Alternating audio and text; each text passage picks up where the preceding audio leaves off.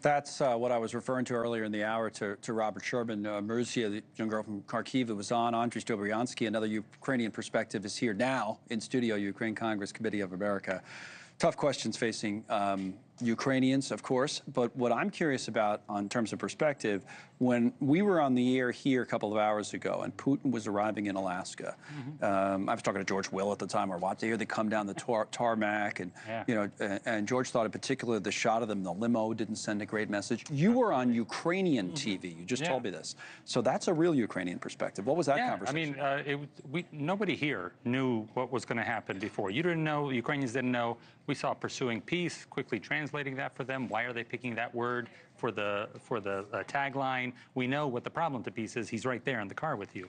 But also a lot of people having perspective on the American soldiers rolling out the red carpet. It's from the outside of a glass bowl looking in. Right. Ukrainians have no power today. Just the flyover, you saw Putin was kind of looking up for a while at that. It was something, but you know, for the most part, Ukrainians feel a little unpowered today.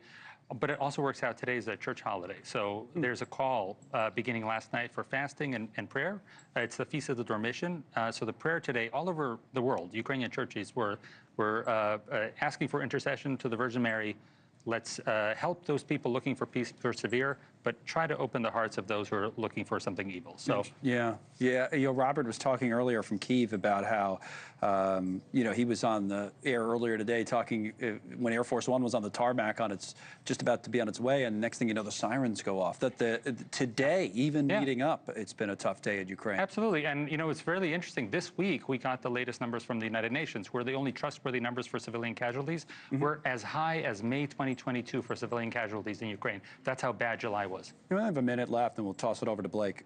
What's the best case today, then? What's you know, I know people are nervous, understandably so. What can Zelensky and company actually hope for today? Pushing for a ceasefire. I mean, Trump has tried to do this with 3 terrorist states: Hamas, Iran, and now Russia. They are not willing to do a ceasefire that they're committed to. So an actual ceasefire has to come out of this. So you can sit down and have a conversation. But while, again, you said the sirens are going off while they're doing this. This is not a road to peace right now. I wonder if Zelensky will be in that room. I'd hope for it. That's what Trump said, right? Is that he wants Zelensky will come. It's the problem whether Putin will come. Right. Because he backed out of Istanbul. So. Yeah, he could say he would, or maybe even agreed to it, and then next thing you know, he puts it off and never shows, right? Keep saying Ukraine is ready to be the best partner ever.